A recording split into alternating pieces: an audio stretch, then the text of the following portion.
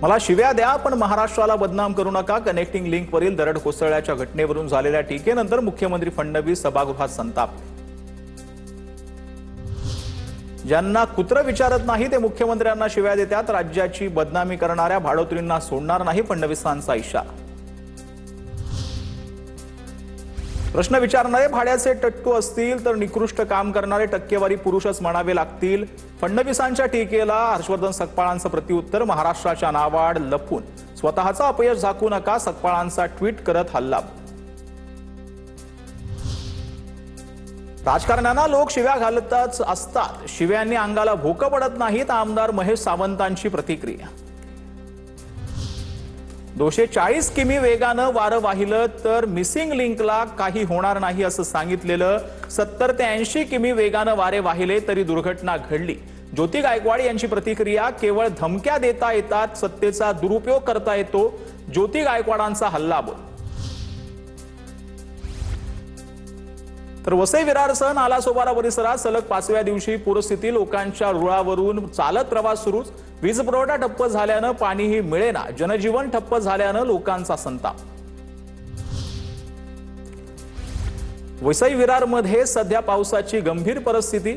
72 तासात 672 मिलीमीटर पाऊस झाल्याची माहिती। मदतीसाठी जिल्हाधिकाऱ्यांना निधी दिला, मुख्यमंत्री फडणवीसांची माहिती। महाराष्ट्रातील पूरस्थितीवर शहा आणि फडणवीसांमध्ये चर्चा। केंद्राकडून सर्वतोपरी मदतीचे अमित शहांचं आश्वासन। राज्याच्या अनेक भागांमध्ये मुसळधार पावसामुळे जनजीवन विस्कळीत। राज्यभरात पावसाच्या काळामध्ये 62 जणांचा मृत्यू, 74 जण जखमी। आपत्ती व्यवस्थापन विभागाची माहिती। नाशिकमध्ये गोदावरी नदीनं धोक्याची पातळी ओलांडली। रहिवासी भागात पाणी। अमरनाथ धामकडे जाणारा मार्ग बंद झाला। नदीकाठच्या नागरिकांना सतर्कतेचं आवाहन। मिलिंदनगर परिसरात घरामध्ये घाण पाणी शिरलं। नासर्डी नदीला आलेल्या पुरामुळे जनजीवन विस्कळीत।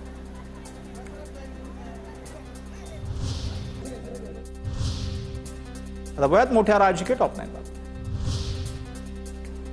विधान भवनातल्या दालनामध्ये उपमुख्यमंत्री एकनाथ शिंदे आणि शरद पवारांमध्ये भेट। कॅबिनेट बैठक सोडून शिंदे पवारांच्या भेटीला गेल्याची माहिती। महाराष्ट्र कर्नाटक सीमा प्रश्नावरती बैठक झाल्यानंतर पवार शिंदेंच्या दालनात गेले। पवारांच्या आमदारांची शिंदेंच्या कार्यालयामध्ये बैठक।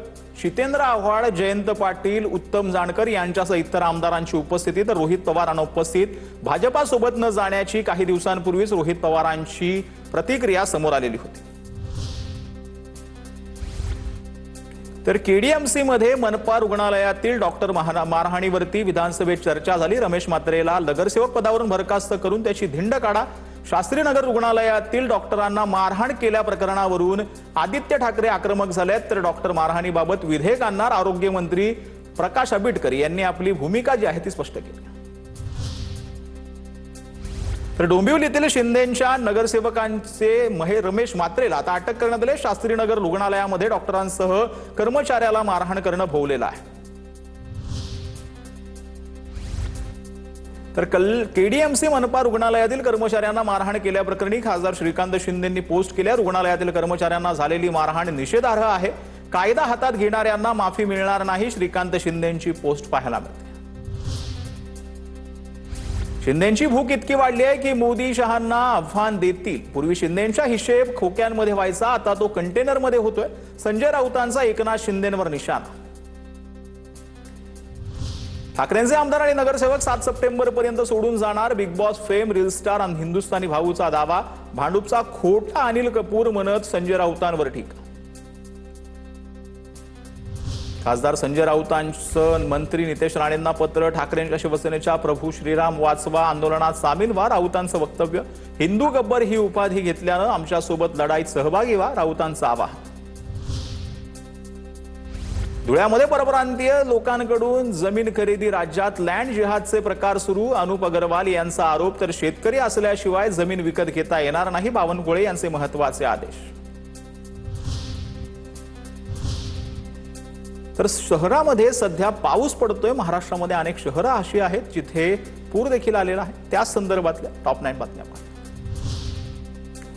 खेडजवळील भोरगर मधील मुंबई गोवा महामार्ग ठप्प झालाय। भोरगर महामार्गावर पाणी आल्यानं महामार्ग ठप्प झालाय। दोन्ही बाजूला वाहनांच्या रांगा आहेत। मार्गावरील साचलेल्या पाण्यातून जीवघेण्या प्रवाशाची वाहन चालकांवरती वेळ आली। रत्नागिरीच्या खेडमध्ये मुसळधार पावसानं हजेरी लावली आहे। खेडच्या बोरघर परिसरामध्ये पाताळे नदीला पूर आलेला आहे। गावातील नदीकाठच्या घरांना पाण्याचा वेढा बसलाय। रायगडच्या रोह्यामध्ये पूरस्थिती गंभीर आहे। कुंडलिका नदीनं धोका पातळी ओलांडलेली आहे। नदीचं पाणी रोहा शहरासह मुख्य बाजारपेठेत शिरल्यानं जनजीवन विस्कळीत झालंय। बाजारपेठेमध्ये 3 ते 4 फूट पाणी आहे। रोहा नागोठणे आणि रोहा कुलाड मार्ग वाहतुकीसाठी बंद करण्यात आला।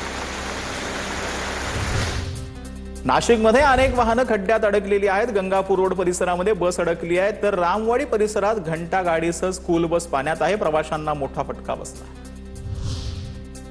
नादूर मंदमेश्वर धरणाच्या समोरील बेटावरती अडकलेल्या 18 आदिवासी तरुणांची प्रशासनाकडून सुखरूप सुटका। बचाव कार्यासाठी काही काळ पाण्याचा विसर्ग थांबवण्यात आला। सुटका पूर्ण होताच धरणातून पुन्हा पाण्याचा विसर्ग सुरू करण्यात आला। नवी मुंबईमध्ये मुसळधार पाऊस सुरू। पावसामुळे एपीएमसी मार्केटच्या प्रवेशद्वारावर पाणी साचलं। प्रवेशद्वारावर पाणी साचल्यानं बाजार परिसरातील वाहतूक आणि दैनंदिन व्यवहार संथ गतीने। विरारमध्ये मुसळधार पावसानं हजेरी लावली। सखल भागात पाणी साचण्यास सुरुवात। विरार पश्चिमच्या आगाशी येथील टेंबीपाडा गावातील परिसरातील सोसायटीच्या परिसरात पावसाचं पाणी शिरलं। रायगडच्या पाताळगंगा नदीमध्ये 3000 गॅस सिलेंडर वाहून गेल्याची घटना। याचा व्हिडिओ समोर। हे रिकामं गॅस सिलेंडर ज्यांना सापडलं असतील त्यांनी तात्काळ HPCL कंपनीकडे जमा करण्याचं आवाहन।